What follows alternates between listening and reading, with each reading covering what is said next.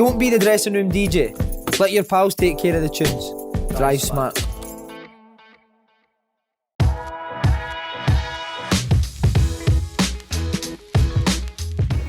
It'd be so much slicker if I'd opened the door for you.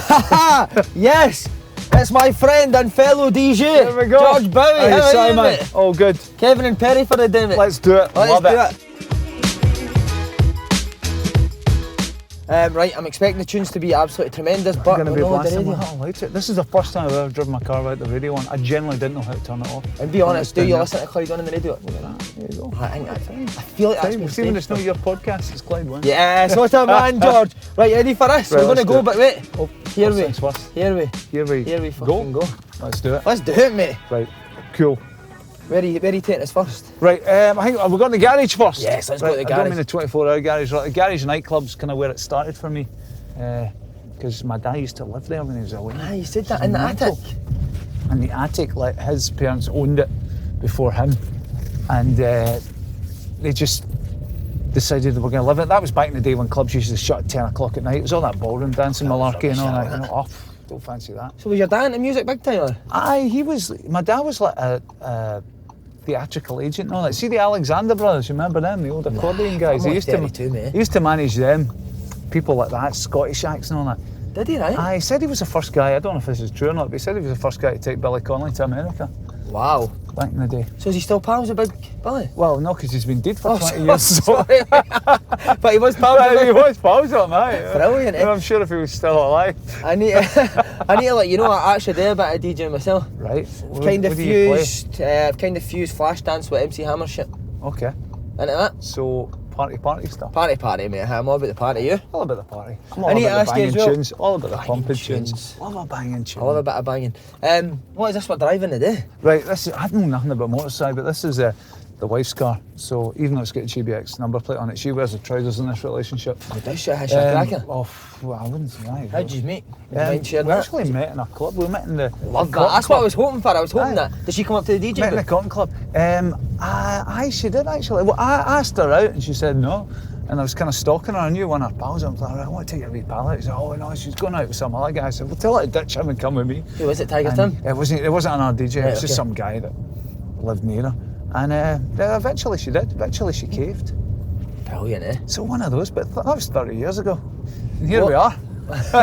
Are you still happy, huh? It was before I was on the radio and stuff. Aye. Uh-huh. Aye. What does she do? So she kind of runs the whole GBX thing. Oh, does she, right? Aye, she runs the Oh, so whole you're a brand team? and all that. Aye, we're a team. She Love it. organises all the producers and all the remixes and stuff. And She does all the bone all stuff, the innit? big gigs and all that kind Uh-huh. of stuff. And aye, it's all good. And you said that number plate's a belter, so it's It's G10 GBX. GBX, aye. Wow. So How long you had that? About 10 years. She bought me for my birthday. And What a woman. see if you're going to see if you're doing like a big event like Colours Fest or something like that, or Tea in the Park or something, you would just drive up and you wouldn't have any hassle with the security because they would know it was you and Straight away. you just drive right through. It's really handy for that sort of And thing. also when they look through the window and they see your spray tan, they notice you straight. Aye, well, exactly. You know, Did you get that I done went a last bit night? but I did because I knew I was doing you, but I didn't really do the hands very well. Talk us through it. So do you get that done in the house? No, I went to one of the hot salons in Maryhill. Did you? Where's this guy going? And what, did it with the briefs? I didn't the briefs. I had to queue. To get into it. It was mental. I went in, I said to the woman, "Can I get a spray tan?" She said, "Oh, you'll need to wait." I said, "Well, how long?" She said, "Well, about 10 minutes." I said, "That's not a problem." She said, "Oh, I wish all our other customers were that understanding." It's 10 minutes a big deal. People flipping the lid because they can't get a spray tan straight away. That's what happens. Wee Slaney gets a spray tan. Does he, aye? You should get one together. No, I don't know if I want to get a spray tan on another person, you know what I mean? That's just weird. You'd end up trying That's to get just off doing weird. We'd miss a bit. that. How long have you had the motor for? I've had this motor, not long actually, got this motor last year. I think Like it? November. Aye. I don't drive it very often. I'd normally drive the wee company car. We get just one of the pool cars for work. But I use this for going to gigs and the missus uses it all the time because she's driving the Waynes about and stuff. How many you got? Just got 3. Have you, right? You like them? Aye, they're all right. Aye. What are the Middle boys, one's a girls? bit cheeky. I've got a boy who's 24, a girl who's 19, and a girl who's 11. Wow. And the boy's a DJ as well? Boy does, well, you say DJ is like heavy metal. Can you DJ heavy metal? I suppose you Have can. you taught him a few things? He's in haven't the, well, not What- really. what, I what got apprenticeship my is that? controller. He DJs in the cat house. So The he plays goths? all that. Aye, all the goths. Oh, I tell you, Brilliant. he's got dreadlocks and all that. It's Has bad. he? And he DJs with a mask on, like Slipknot. It's mental. you? Oh, I love that. But He's an individual, isn't he? aye, a bit different. He can't So be do you like go and that. watch him? No, I wouldn't go to his gig. Why not? Because I think it'd be intimidating for him. You don't want your dad turning up at your gigs. I know, but if your dad's as still cool at as you football would, with your dad coming to watch you at the side of the pitch. When you're DJing, it's like, you just, no. Are you critical of him, like? No, not at all. No, I wouldn't know what's good or bad in rock music, you know what I mean? But he won't play bits and pieces like he does, like, is it Driftwood? Is that the pub? He does that on a Saturday occasionally. And they'll come in and ask for bits and pieces. And I'm not playing that, that's my dad's tune. Love how he stands firm on that. Just not at all, not happening. As you say, Clyde one started off what work. How long you been there now? 32 years. Wow. It's mental, isn't it? Is that mad to think, huh? Aye. See, How did you get your break in there then? Right, what happened was, I was saying my dad was an agent and he had a comedian working for him who had done a demo tape for Radio Clyde, and I had just passed my driving test. So he said, I was working in what is now the garage, it was called the Mayfair back then, and he said, can you run down to Radio Clyde in the car and drop off this demo tape for one of my clients? So I went in and I said to the head of production, a guy called Johnny McCalman, he was kind of like, he used to come to the nightclub occasionally if we had live bands on, sometimes we would record them. So I knew him from coming in the club. I said, I'm doing a wee bit of DJing in the pubs and clubs.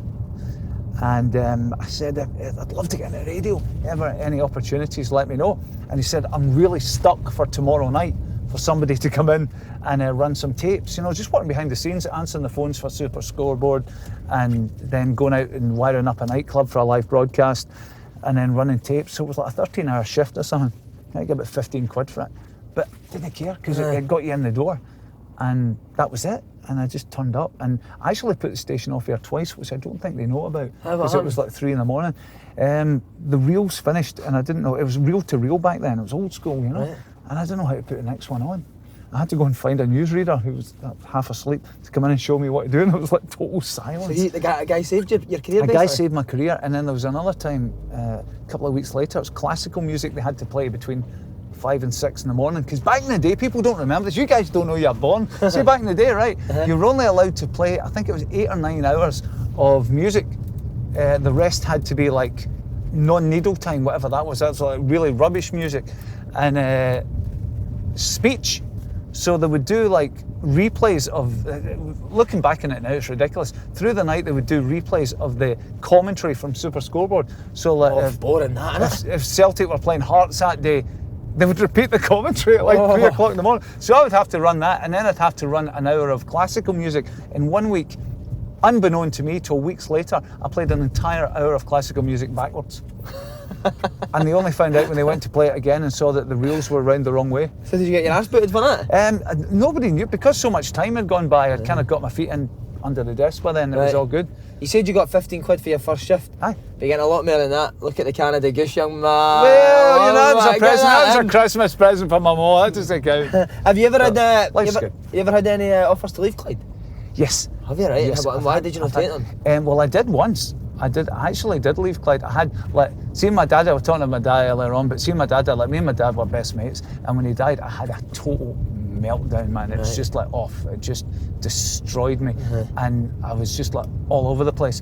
And Beat 106 came up, and they wanted to launch it around me. They said it's going to be a dance station, it's going to be this, it's going to be that. And I thought, you know what? After losing my dad, I just need a change. I need something. I need to do something different. And my head was not in a good place, and I was literally having a meltdown. And I thought, you know what? I'm just going to do this. I wasn't getting on with my boss at the time. Me and him didn't see eye to eye. I was a young guy with fresh ideas. He was an old military type that was, this is how the radio station's going to sound. And I thought, he was wanting Barry Manilow and that kind of. Not as bad as that, but it was like, it was still living in the 70s, and you know, we're going into the millennium, the new millennium.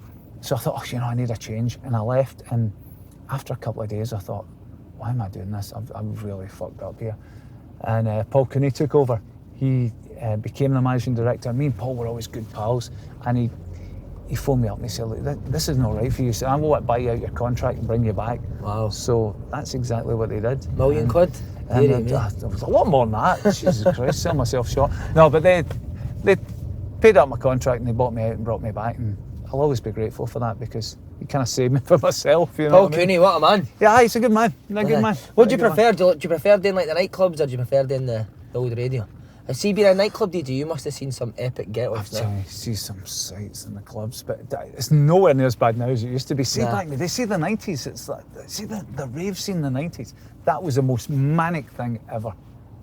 What sort of stuff would go on? Well, the clubs would be open till 7 in the morning, and people would be out for like 3 or 4 days. It's just, that was mental back then. It's, just to look back at it and to think that we're still alive. It's funny, we were in Tenerife Christmas there, and we're staying at Hard Rock Hotel, and I'm standing at the bar, and who walks in but Gaza? Right, so Gaza used to live up the road from me in Cobarkin. Right. So I'd met him a couple of times, but I don't think he knew who I was. I think he just saw someone at the bar and felt obliged to talk to them. And he came over and he started talking away to me. And my wife came over, and after he left, she went, "Who the fuck was that?" And I said, "Do you not recognise him?" She said, "Aye, that's one of those old ravers for the fitba." And it was like, the years have caught up to him. I said, "That was Gaza." So, oh my God, she thought it was some guy that was still stuck in 1997 with his hands in the air, you know what I mean? See, when all that was going on, that rave scene, did you used to see, was there quite a lot of famous people that you would see in the clubs?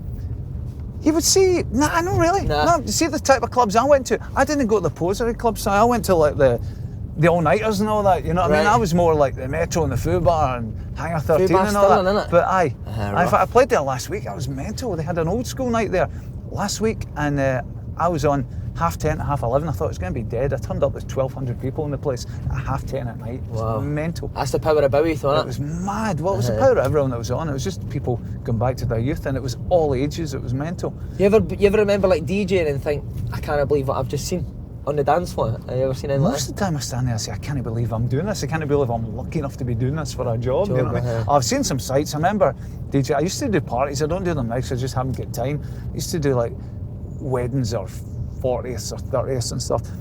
And there was a woman that had a baby, and she was up on the dance floor dancing, holding the wedding. That was my old dear. I thought, this is it, man. I've seen it all now. Like, I'm talking like a 6-month-old baby, and she's holding it in her arms while dancing for about half an hour. Baby in one arm, Baby was glow loving stick it. in the other. Aye, throwing some shapes. Was it always dance music that you were into? Always been into dance music. How It's come? funny. Just because I think my dad owned nightclubs. See, when I was about 14, my dad took me to the club, and the plan wasn't for me to be a DJ or to be on the radio or whatever. The plan was for me to take over the family business and run the club. But at 14, in a nightclub, you're kind of limited to where you can go. Yeah. So he said, you get 2 choices, cloakroom or the DJ box. No brainer, innit? Straight into the DJ box. Befriended the DJ, and eventually asked him to show me how it all kind of worked. And eventually thought, hang on a minute, this wee guy could start the night for me. I could go and sit, because back then the DJs used to just stand at a bar and get tanked up. And try and I get could off go the and birds. have exactly. So he could go and stand at a bar, have a couple of beers, try and pull, and I'd do most of the shift for him. So that's 14? At 14. So I say most of the shift until it got busy. He would come on about midnight, and I would do maybe the first 2 hours because the clubs opened at 10 back then. But I was like DJing in the town when I was 14, and then going into school on a Monday, and I thought after that I was like, I just want to be a DJ. I don't want to do this. You know what I mean? What an upbringing that is, eh? It was great though. It was weird. And then I thought, I don't want to run the family business. I want to be a DJ, and that's what I want to do. So did you hear like an idol growing up? Tiger Tim was a kind of idol. Yeah. You know what I mean? He's not great now. He's in a wheelchair, and he's in a bad way. It's really sad to see. And he was What was so good about him then? just because he was like nothing else. He was so Scottish, you know what I mean? He's so Glaswegian, in fact. It was just like, it was like nothing else in the radio, and he was just like one of us on the radio, you know what I mean? It's like he'd just come out off the street and got on and get a radio show and become this big star. And I kind of liked it. He didn't think he was better than anyone. He didn't think he was a superstar. He didn't go to all the trendy bars and all that kind of stuff. He was a punter that got lucky. And would he like take you under his wing? He took me under his wing, and I produced him for a bit, and I was making up demo tapes. And this is a great story. I was making up demo tapes. I was working in production, and in 1990, Radio Clyde used to be one radio station. It was like, now it's Clyde 1 and Clyde 2, but it used to be the same station on FM and AM. And they decided in 1990 they were going to do 2 stations, Clyde 1 and Clyde 2. So I'd been there working in production for 2 years. Tiger Tim's making me up demo tapes, and he took a demo tape into Doogie Donnelly. Remember Doogie Donnelly? Yeah, of course I do. Great head of hair. Stilling till he took. Curls get the girls. Tell you, Doogie Donnelly. I'd kill for that hair right now. Brilliant, isn't it? Lucky bastard. Would you get the transplant there? I got a transplant done. Did you? I got a transplant done. You know some boys need 3. Big I'm Stephen thinking Fletcher, about going 3. back for another one. Yeah. Gary Spencer's just started at Clyde. He's had one that looks pretty good, man. Right. Want one of them. Yours is decent, though. I've done a good job. So, and that was 2008 I got mine, so job's a good one. But to get back to Doogie Donnelly and his great head of hair, he was the boss at the time. So Tiger Tim got me to make some demos. He said, that's good, that's bad, change that. And then he said, right, that's a win. We're going to go to Doogie and we're going to give it to him. So bearing in mind, they needed to find about another 10 presenters for this new radio station. I thought, this is a given, I'm in.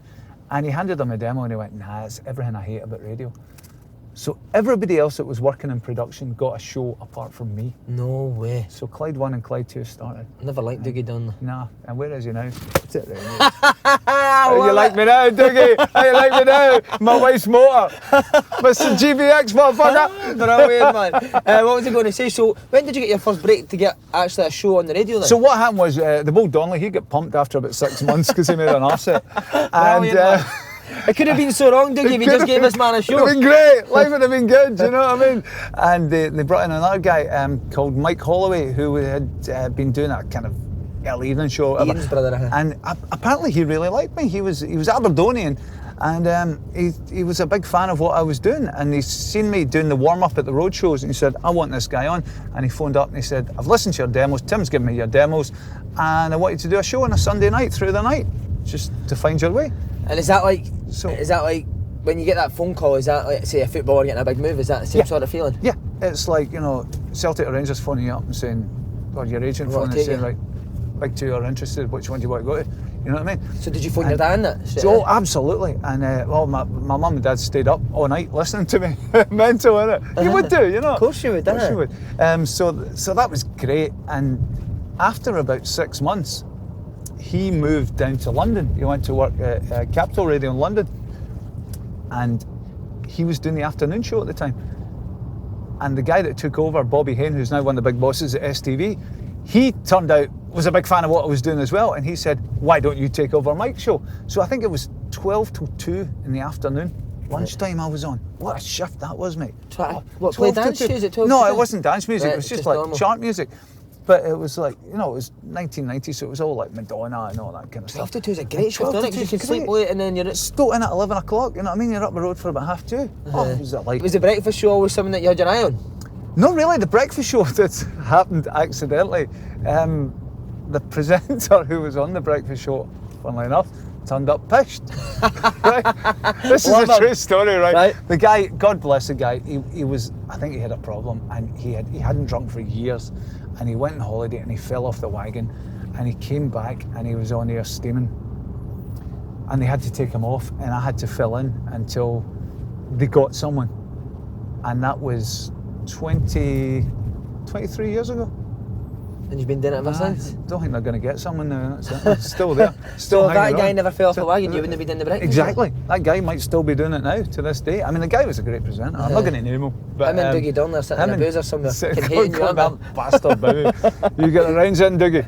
But on DJs, I need to be honest, you're only my third favourite. Okay, who's number one on your list? Number one's Dr. Neil Fox, Oh, that's controversial. and number 2 is Mr. Robert Petter. Bobby's great. I mean, but I love Bobby. I met him at him and my wife became good pals at John Hartson's foundation ball. Right, okay. Because I always do a wee set for John at the end of his ball every year, and Bobby was there, and you know he was talking about his DJing and all that, and he was sitting next to my wife, and the two of them just hit it off, brilliant. Your wife no must have much of a personality. Nah, well, and she's a Rangers fan, so Right, you had a okay. Rangers fan and a Celtic guy having a conversation. But yeah, they just hit it off really well. So have you given him a few tips and stuff like that? No, he could give me a few tips. Is he good, Bobby? Bobby's Is he? not bad on the Is decks. he? All joking aside, he's really good on the deck. It's a different type of music for me. It's more kind of funky stuff and all that, but it's great. Have you ever had any like famous faces coming up to you, and asking like wanting to get into it or a wee interest in it? Over the years? Nah, not really. Nah. I don't think you get a lot of celebrities out with music wanting to be DJs. You know what I mean? Not like you do in America and London. You know, you get like Paris Hilton and Frank Bruno and all these guys wanted to do it. There's never really been anyone in... Idris Elba does it, so doesn't it? Yeah, that's what I mean. There's a lot of English people do it, but I think Idris Elba was always a DJ though. Right, okay. I think he was a That's how he DJ started. from back in the day. I think he's actually quite good, you know what I mean? He's not just a chancer. Yeah. I remember doing a gig with Nigel Benn, the Dark Destroyer once, right? Right. And you couldn't make this up. It's like we'd both been to the same record shop in Miami, because my parents had a place in Miami. We'd both been to the same record shop in Miami and bought the same record bag for carrying our vinyl, because it was vinyl back in the day. Yeah. So I finished the gig and I picked up my records and walked out, and he thought I'd picked up his records, so he was chasing after me, man, out the gig, a Dark Destroyer chasing after my ass. It was terrifying. And then I said, no, I said, this is my bag. He said, oh, they're mine, mate, you're trying to take my records and all that, what's your game? And I was like, no, I'll show you, and opened them up, and of course I had a completely different type of music from him, and it was just coincidence that we've both been to the same record shop in Miami and bought a record bag. Amazing. Just last week, on the radio, how much have you seen it change over the years? I've seen it change a lot, for the better and for the worse, and I think it's Right, actually what's better? Go for it first. back. Well, first of all, it's better now because since in the past 6 months, they've given me more of a free hand. They've actually listened to me and said, you know what, you actually know Glasgow better than the people that pick the music and all that. So if you want to tweak the music and drop tunes in, you can do that. See, before we had a guy telling us what music we can play, what we could and couldn't play. And I was going on to him about Jerry Cinnamon. I said, this guy's massive. I said, what a guy, Jerry. You can't underestimate how big this guy is. Lewis Capaldi was another one I was telling them about 3 years ago. I said, these two guys are going to be the biggest thing. I said, I've seen them both live at Transmit. Hydro, we're going to be there soon, young man. You want to come? Absolutely, I saw that. I heard it sold out. You going to come? I'll come along, Good, check man. it out. Oh, you can be the DJ? That'll be great. I'll drop some tunes before you go Yes, on. can you wear a That'll be vest? Cool. Play bits and pieces. Yes, now we're talking. Vest. So I said, we need to play these guys. And then eventually my boss said to me, you know what, George is right. What? When Jerry, the turning point was when Jerry sold out Hampden. George Bates has been going on about this guy for about 3 years. Because me and Sparkers had done the remix of Belter. We knew how big it was. Yeah. We'd put it up on YouTube and it got like 8 million hits. And we're like, this is just mental. And if you look at the breakdown of the Scottish charts, you'll see Belter's been in the top 20 for 110 weeks. So people in Glasgow want to hear that music. And somebody in Manchester or London shouldn't be telling me what people in Glasgow want to hear. And thankfully now they're not. They let us do what we want, and it's got better that way. But for years, not just Clyde, every radio station. I mean, you look at the other stations now, you know what I mean?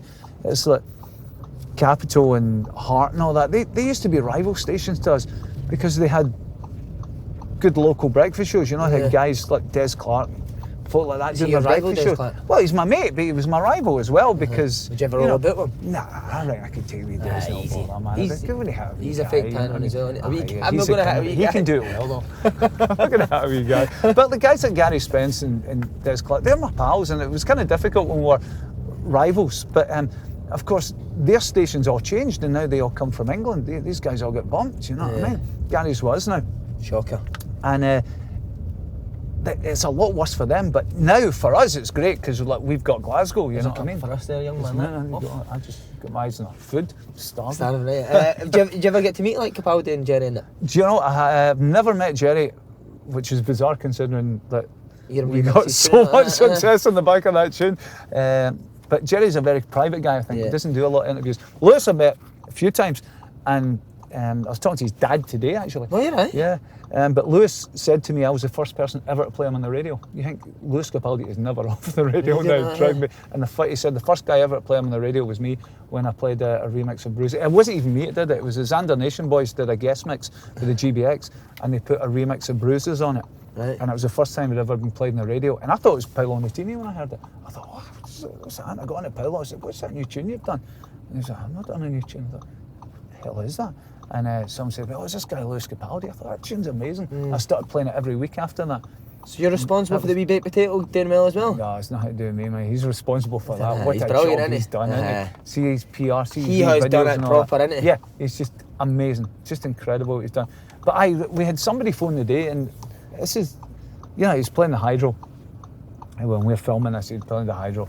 And last night there was a woman phoned and she was in tears this morning because her son had a brain injury, and they'd been looking forward to this Lewis Capaldi gig, and they'd bought tickets and paid over the odds from him, and the boy had a seizure right before the gig and he couldn't go, so he missed the whole show.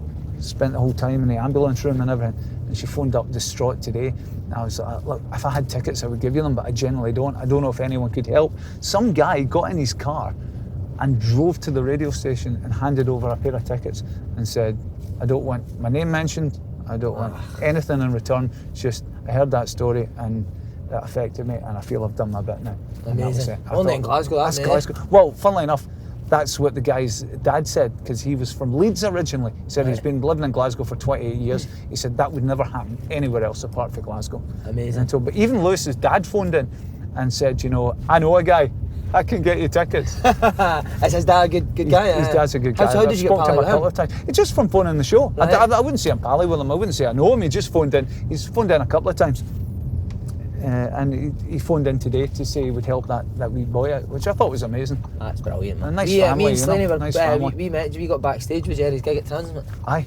How was What a he? guy. Oh, he is. You'll be a fan of the podcast, eh? He likes open goal, but he's just, there's something about him, do you know what I mean? Aye, it's just When you it's a meet magic. Do you know what I love about Jerry, right? And it's an inspiration to everyone. He's done it himself.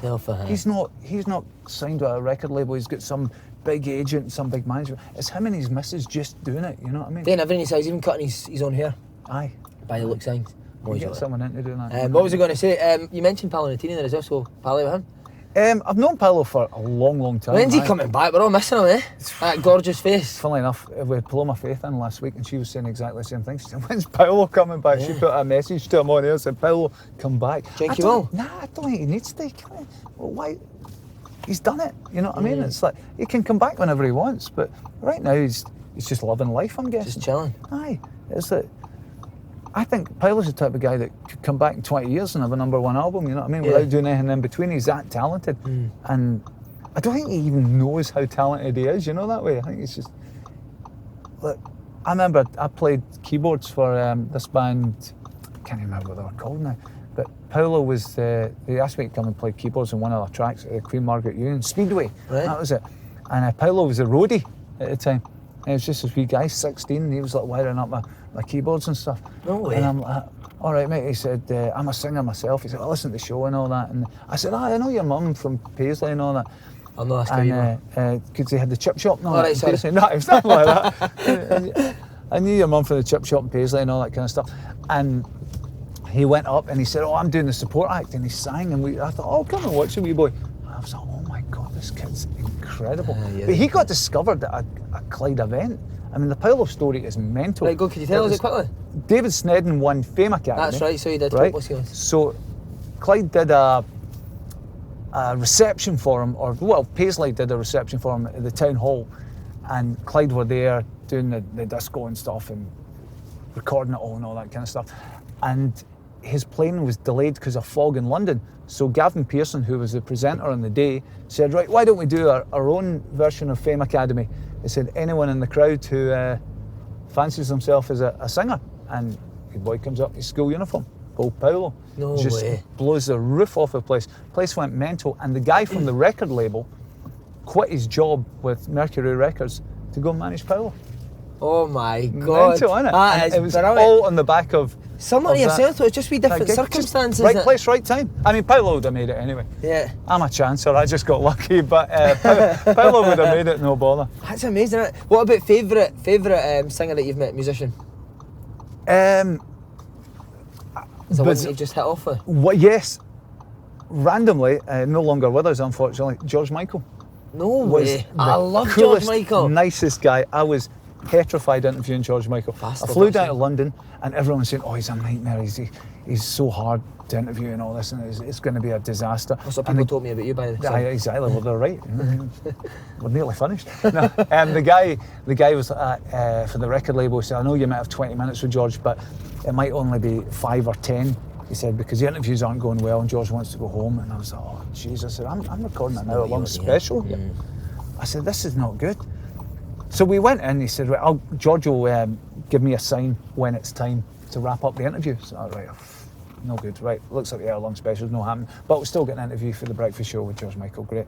So we went in, and I don't know, he just hit it off. Me and him just started talking, shooting the breeze, talking about Glasgow, talking about playing the Apollo with Wham, and I said I had been at the gig and remembered a few things that happened, so I told him about them. We just hit it off, and after 40 minutes, I was like, George, I'm going to have to wrap this interview up, mate, because I've got to fly back to Glasgow. And I said, well, it was lovely meeting you. And about a week later, the record company phoned up and said, George has asked the guy from Clyde that did the interview, he was talking about being a DJ, would you like to support him at Hampden? No chance. So I was like, yes, I would. Thank you very much. So George Michael had us on stage at Hampden, all that supporting him, and it was Did you get a drink in that on there? No, I got talking to him and stuff, and it's just I've interviewed him a few times since. It was really sad when he died. You know what I mean? Because he was a lovely guy. Do you think that was just your personality that got you that then? I think so. I think it was just two guys just to hit it off. You know what I mean? It's just like these people parked here. Brilliant. That's amazing, too. George, he is a proper superstar, isn't he? Proper superstar and a lovely fella. Is that the hard bit about radio? So you having to talk pish constantly? Aye. Sometimes you get a knack for talking pish, you know what I mean? You and me are both got a knack for talking pish. We can do this. But see, after 25 years, you're like, what else can I talk about? You? Aye. It must drive my family insane. It's constantly talking pish. My kids hate it when I talk about them. Oh my God, they hate it. What, on the so radio? Much. Aye. It's like, just please, Dad, shut up. Don't say anything. They're scared to say anything in front of me because they know I'll make it in the radio. Because you can't ask people to phone in and tell us what's happening in their lives if you don't tell them what's happening in your life, you know what I mean? It can't be a one-way street. It's got to be two-way. Right, here's what's happening with me. Oh, if you think that's bad, my wains are doing this, my wife's doing this, my husband's doing that. You've got to share it, you know? Right, if that's the case, I'll need to share something. I think she's going to leave me. Aye. That's what happens, mate. Do you, Got to Savoy tomorrow night, come up with me, I'll get you a lumber, we'll be fine. See, when you've done like a big show or a big night out or the radio, do you find it hard to go home and switch off now? Yes, after a big gig. Christmas was really tough. I was doing Hilton. I think I did 14 nights in the Hilton, 700 people a night. And it was mental. It was just all big GBX tunes. It was like a concert. They were all standing in front of the stage, just hands in the air, singing along. It wasn't like they were dancing around their handbags. Everyone was just facing you, singing along. It felt great. Yeah. And afterwards, you would go home, and you know, I would be getting home at like 12:30 at night, and the alarm would be going off at 4:30, and I'd still have a ringing in my ear, and I'd be trying to get to sleep, but I wouldn't be able to do it. It was just like murder. Have you ever thought about chucking it now? Never. I'm too lucky, man. It's the best life, honestly. Is it? It's the best life. It's just amazing. Just blessed to be able to do what I do. It's incredible. I can't believe I've been able to hang on this long, still doing it. But I've signed another 5-year contract, so he's stuck with me for another 5 years. 5 year? 5 year deal? At least another 5 years. Have you got an agent? Well, my missus. Of course, takes care of everything. Oh, that's amazing. So I am here for another 5 years. Like it or lump it, people. Yes! This is it. We've got the man for 5 years. Right, big football fan as well. Love the tone. I can tell you're into your music more than you are football because you support Morton. Do you know, it's... I never played football, you know what I mean? Right. So I was never that into it. I go occasionally to the Morton games. I used to go a lot more when I lived in Kilbarcon. I had a season ticket for a bit. I don't have a season ticket now because I'm living in Glasgow. That was a good year. See that good year we had when Duffy was in charge and we had Jackie Tongo banging them in and you know, Big Tam will wear at the back. I think Big Tam scored more goals. I DJ'd at Tam's wedding recently. Did you, right? Big Tam scored more goals than any other defender in Europe that season. That was a great year. Head on it, no wonder he scored all the goals. We got the playoffs. We got the semi-final at Hampden against Aberdeen, which... Was Tidser playing as well? Tidser? Yep, Tidser was playing as well. He wasn't getting a game all the time, Tidser. He was coming off the bench. Oh, I'm so happy that you said that on the camera, mate, because he'll be raging with it. The garage in there, it is, yeah. There it is, right, that's where it'll start for me. That black window was your dad's bedroom? Up there, that's where my dad used to live. Wow. Mental, innit? Mental. So how did he come to buy the building? So his parents owned the building. Right? So it was a ballroom called the New Astoria, which his dad started. Put my hazards on. His dad started about, I don't know how many years ago, during the war maybe, or after the war or something like that. Right. So a long time ago. And then, you know, my dad inherited it and he turned it into, it was an under 18s club called Shuffles back in the 70s. And then in the 80s they got a licence and they called it the Mayfair. And that's kind of like the rave scene. It was one of the kind of first clubs for the whole rave scene. I think TTF and Ultrasonic and all that played some of their early gigs in there. Brilliant. Back in the day, you know what I mean? And it was a great venue, but it just kind of ran its course. And then my dad took ill and couldn't really run it anymore. and leased it out to CPL, Donald McLeod, and now obviously my dad's gone, but my mum still runs that side of the business, and CPL now they have it for like a 20-year lease or something, so they run it and they've done an amazing job, man. So that was your bedroom there? But no, I never lived in it. That was my dad's. He'd have been up there somewhere. I've seen a bit of action in it. In the attic, I bet you did back in the day. You remember the ballroom dancing? So when did it turn into the garage? Walks into my room. It turned into the garage, I think it was early 90s. No, early 90s. I mean, I'd made it clear that I didn't want to get involved in the family business. I think the plan was for me to take it over. But then my kind of radio career had taken off, and that's all I wanted to do. I was going to say I'm not really a businessman, but I suppose what I do is a business. The whole GBX thing's a business. So maybe reluctantly I have become a businessman, but at the time all I wanted to be was a DJ. What is that your favourite place to? Is it nice to DJ in there, knowing it was your dad's place and stuff?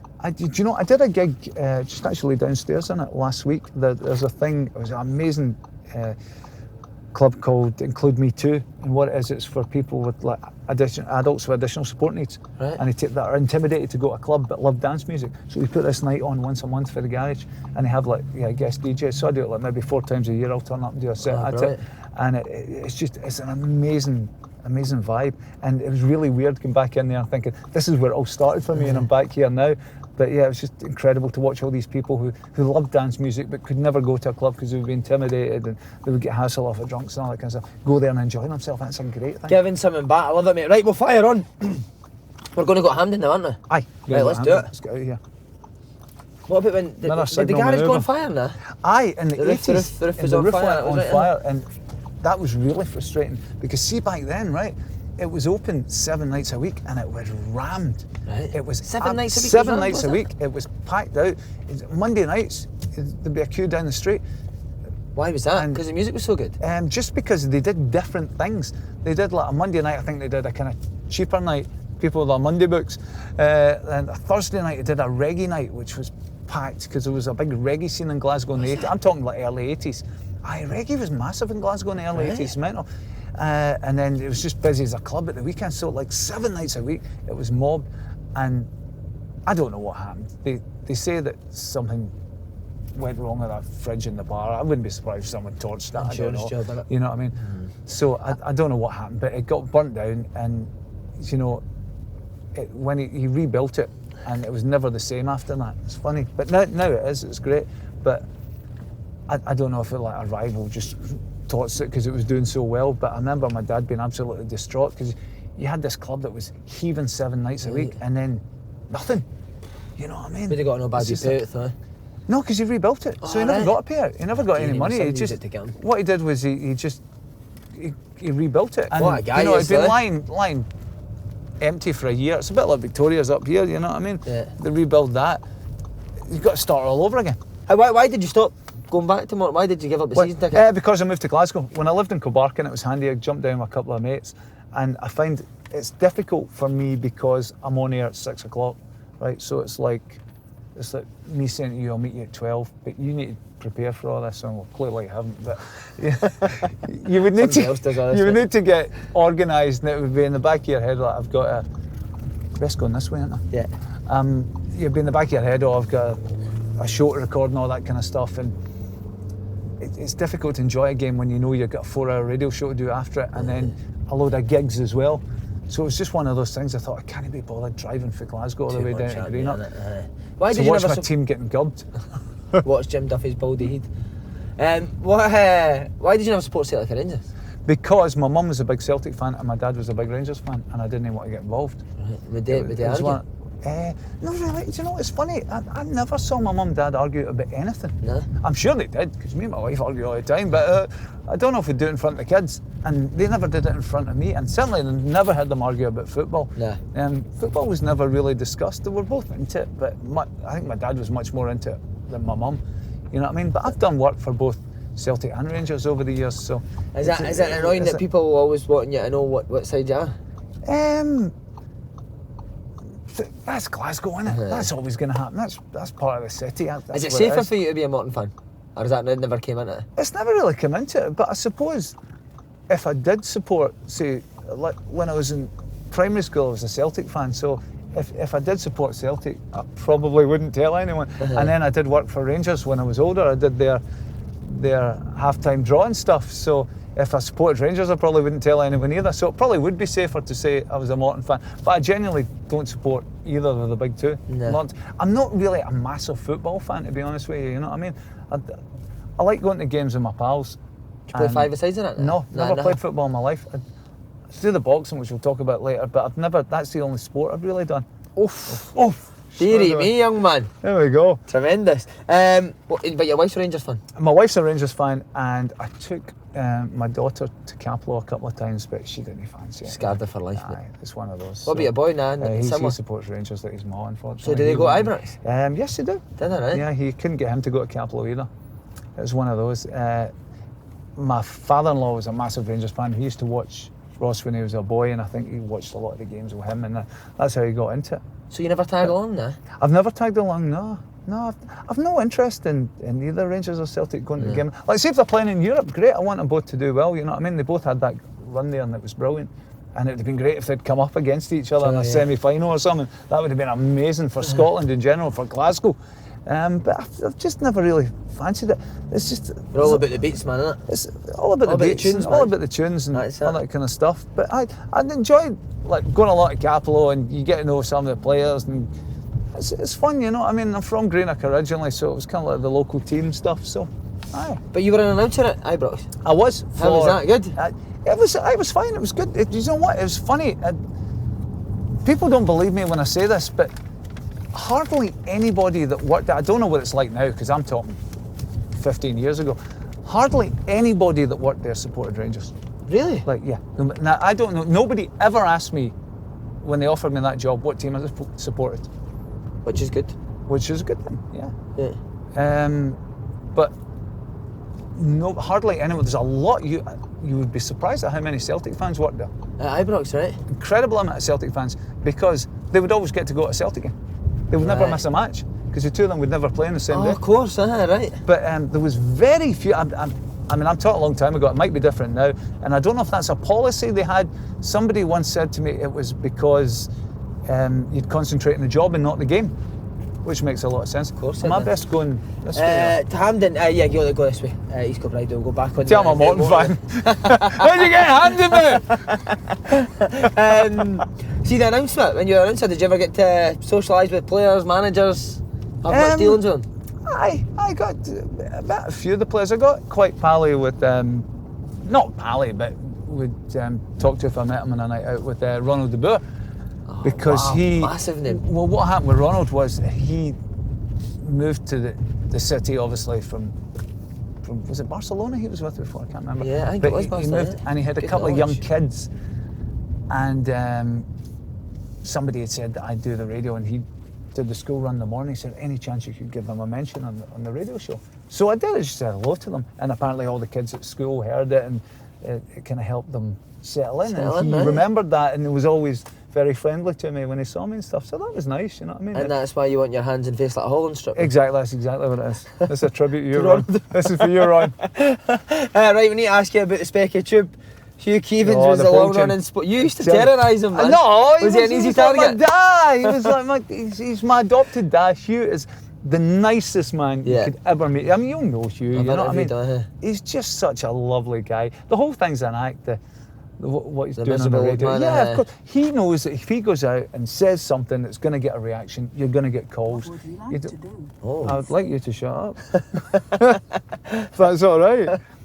Cancel. Yep. There you go. Favourites, Pure Radio?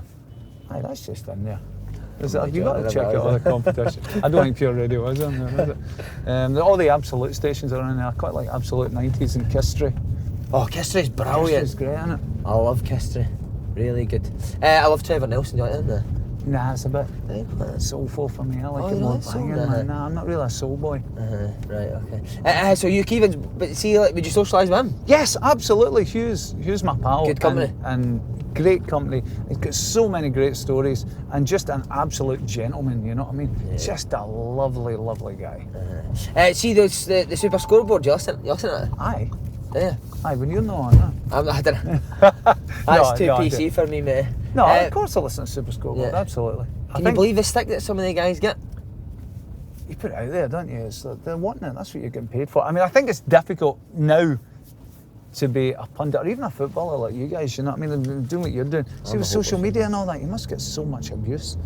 I mean, I don't know about you, but I don't read the comments. If I put something up on Facebook and there's like 100 comments, I'll not read them. Because see, if there's 99 good comments and one guy says you're a prick, you'll be like, let's check out this guy's profile. Your wife's fucking ugly. You know what I mean? You call me a prick. That was me you're talking about. I know him. I'm not doing that show now. Tell me, shove his fucking car fan. Brilliant. Right, you're a sort of sportsman, as you say. Old bare ass boxing. Aye, I like the boxing, you know what I mean? So what, do you I'm up actually left, train? I'm up here. Is it Wrexham? Oh no, go left here, mate. That's left here. Yeah. So I love the boxing. I've always been into boxing. I did a wee bit of boxing in school and stuff in the playground. No, I did a wee bit of boxing in school, and I always liked it. It's just that Silky I shots. found it a way to keep fit, and I just like silky shots, that kind of thing. So my son, when he was about 10 maybe, wanted to get into boxing, and we looked about and there was a boxing club in Johnson, and he didn't want to go on his own. I said, right, I tell you what, you're older, I'll come with you and we'll do this. And we went to this boxing club in Johnson, and I thought it'll probably be good fitness for me for a couple of weeks. And he didn't really like it, and I loved it. I thought, oh, I'm into this, man. And then I get into the sparring and stuff, and I thought, first time someone hit me in the face, was, yeah, bastard. But you get better at it, and you get a buzz out of it, and I thought, this is great. And then they're missing you, and suddenly you're blocking them, and you're hitting them, and I'm thinking, this is great, I'm loving this. So I just got into it, and then he said, I think Ian McLeod, do you know Ian McLeod? Yeah. He was a Commonwealth boxer, Commonwealth champ. Probably battered him before that. And aye, he probably battered him out with dancing. And he said, oh, I want to do a charity night for Click Sergeant. He said, Tommy Sheridan's going to box at it. Do you want to fight him? Do you want to fight him, brother? Yeah, brother. Well, that's what Tommy was like. Tommy, come on the show. Well, box him out, brother. And we'll do this and we'll do that. And that's what we did. And it was great. And Tommy won controversially. He's a big boy though, Tommy. He's a big There's boy. a bit of weight Hey, difference do now. you know what? He had a lot more Hair. experience than me, and I wouldn't say more He's hair. hairy back and He's got a very hairy man. He's not hairy got a knuckles. Not got a lot of hair in his head, but he's got a lot of hair in his hairy knuckles. Carrying a bit extra weight with all that hair. And he's a good boxer, Tommy. Is he? And he's good. He's a good lad. So he beat me, and then he fought a Janny randomly. What? I don't know. You couldn't make this up. He fought a Janny, and the Janny beat him. And then I fought the Janny, and I beat the Janny. Oh, so you're the winner then. So there you go. That's You're it. the winner. So what, did Tommy Sheridan knock you out, or was it points? No, it was points. It was a split decision. He devastated, didn't I was gutted, mate. I was absolutely. I'm very competitive. Right. I take it really seriously. So on Like, camera, you know. would you go again? Oh, I think you're best in this. best in this. Would you go again? I've gone again a few times. Have you? I fought Gordon Smith as well. No way. Aye. Fought Gordon Smith. You'd leather him? Oh, okay, Gordon Smith. I fought him in Greenock Town Hall, actually. I've fought, maybe I had about 5 or 6 fights. I haven't had a fight for about 7 or 8 years because I had a brain problem and I wasn't allowed to fight anymore. Oh, I had shrinkage in my brain or something. I don't know what happened. Water getting... was that scary? I don't know what happened. It's like due to lack of sleep, my brain Really? shrunk. And water getting, and it was causing me like constant headaches.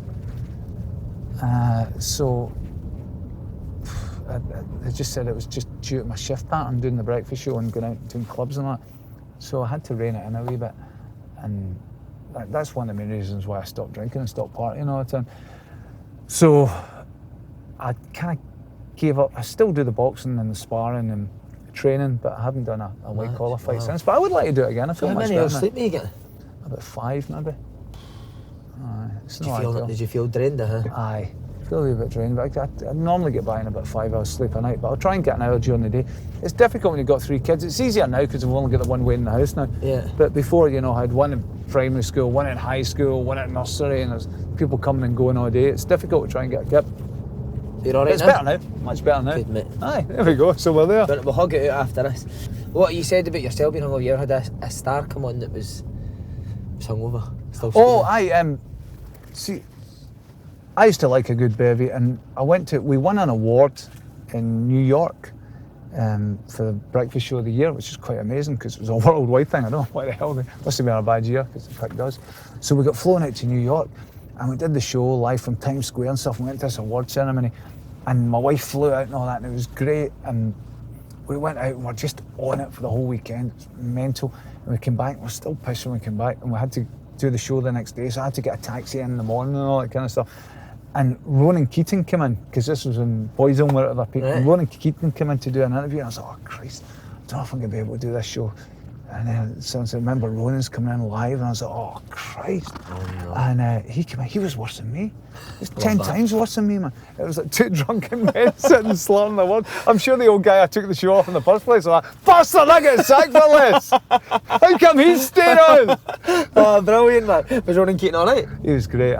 He was fine. He was just like really, really rough, really hungover. He actually does the Magic, breakfast. didn't he? Yeah, he does the breakfast show on Magic, which Yeah. is one of our stations down in London. Anyone else you've What like an any other stars that you've enjoyed having on? Robbie's always good chat, man. Robbie's brilliant. great. He sent us a message saying he listens to Oh, did the he? car show, so you watch Hey, it. Rob. Rob, what's All right. happening, young man? Rob, come back on the show sometime soon, mate.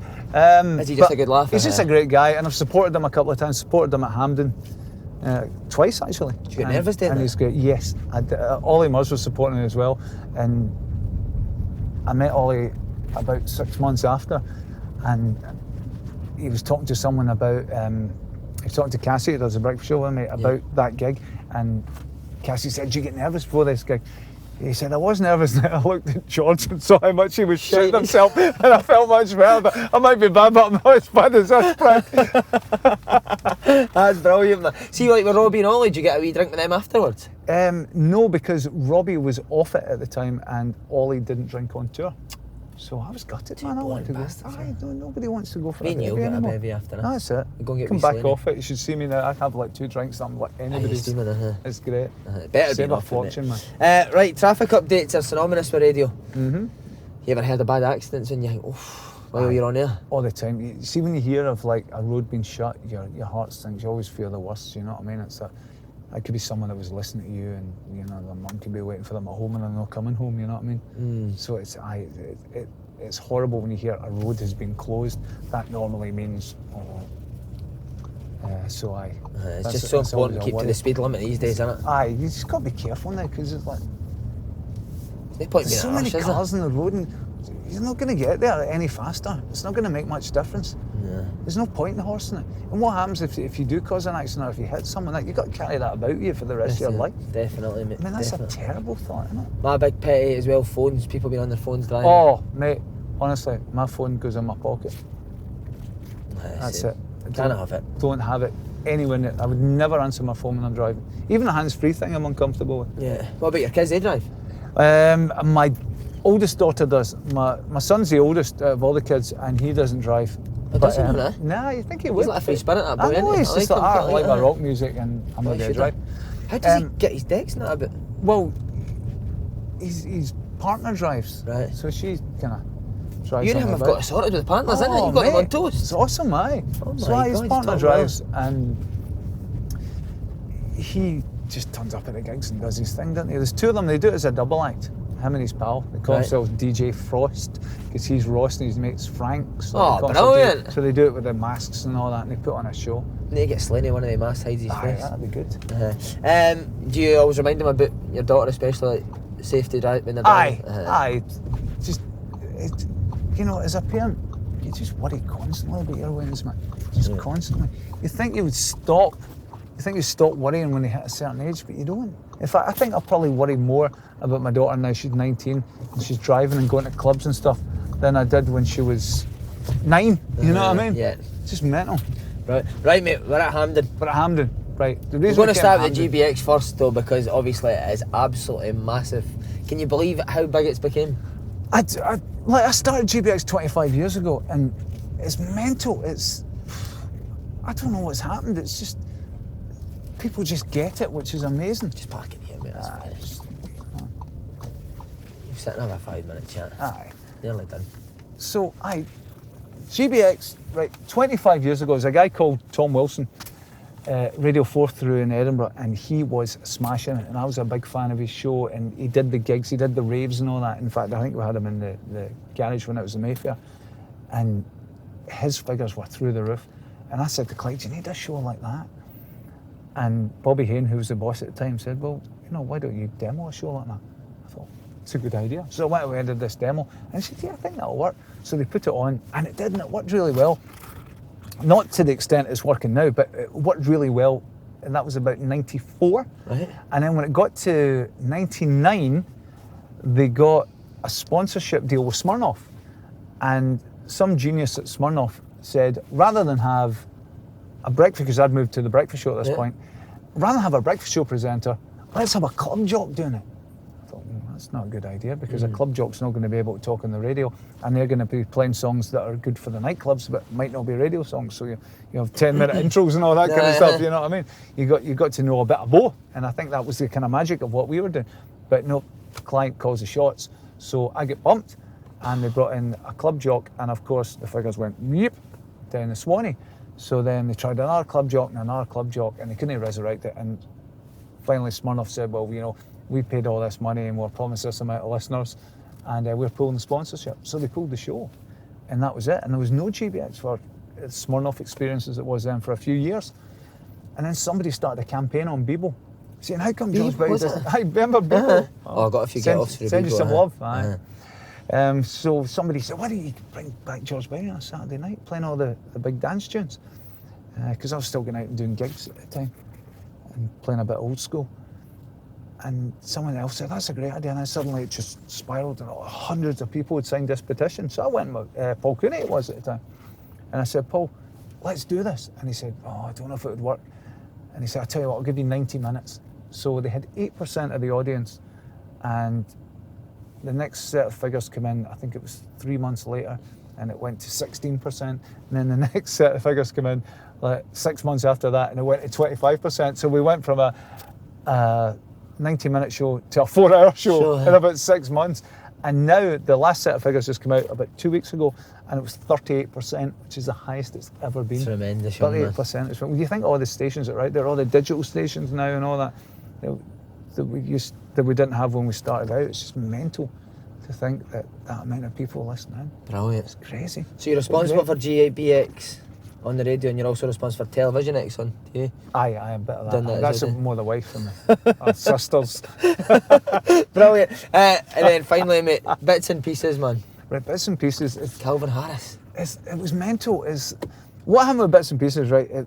It was an old 90s song that a guy from Holland did, Patrick Pridds, Artemisia, did this track, and it was about 94, I think he did, right about the time GBX started, actually. And we used to play it in show all the time.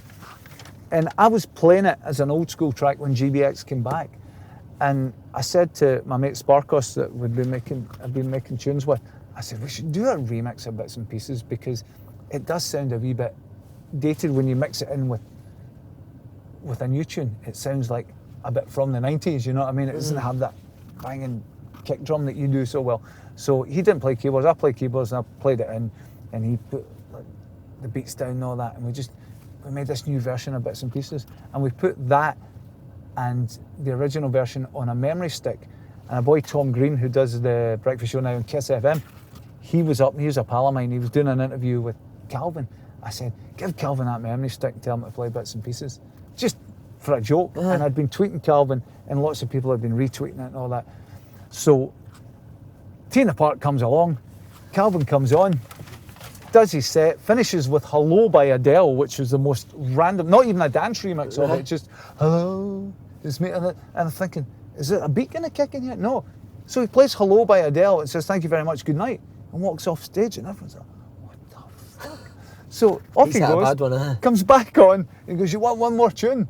And I went, yes, and drops bits and pieces. Could you believe it? I was like, what the fuck just happened there, man? And we had our version coming out the following week, and it just all fell into place. I thought, oh my God, we're releasing our version on Thursday, and this is Saturday, and he's playing it at Tea in the Park as his encore. It couldn't have worked out better. So of course we've gone into the top 40 in iTunes at the weekend, and it worked out we're playing Ibiza that weekend as well. And when we dropped in Ibiza, that'd been the best week, yeah. The best week of my life, incredible. And I just thought, this is just magic. What's happening here, man? It's like, it was so unexpected. Yeah. And I've spoken to Calvin since, and he said that what happened was his pals were all there on a stag weekend, and one of his mates was getting married, and they'd put a bar backstage at T in the Park to make it look like the local pub, and all his mates were up from Dumfries. And he'd mentioned to them, this guy Tom Green had given him this memory stick, and he says, anyone know this track, Bits and Pieces? And his pal said to him, that's my favourite song ever, man. Please play that for me, because he was getting married, and it was his stag weekend, and Calvin was his best man. That's why they were all there. So because his pal was such a big fan, he played Bits and Pieces as his encore. Again, wee circumstances, So eh? that was it, just right place at the right time. And How much do you make it? How much do you make it at? Oh, nothing.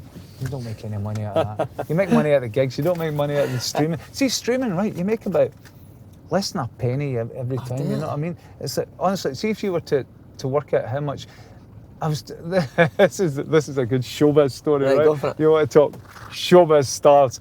I was talking to my next door neighbour, Artie for the Singing Kettle. Right. Thank you, just drop that name right there, the bold Wow. Artie.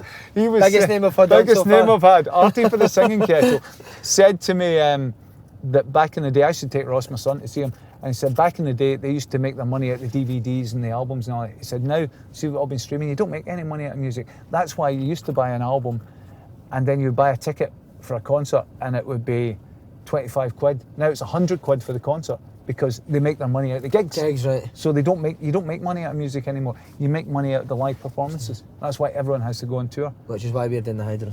Exactly. Sold out though, so good luck with that. Thanks, mate. Is it mad to think now when Scotland score a goal that your song comes on? Honestly, it's the most amazing feeling in the world. And I remember being at the first game when they played it, and they got me to DJ first. And all my mates were ripping the piss out of me, tweeting my picture for the picture. Check out David Guetta and all that. You know what I mean? I was just getting pelters. David Guest or David Guetta? Because David Justin. So I was on there and doing my bit, and then of course I can't remember who we played.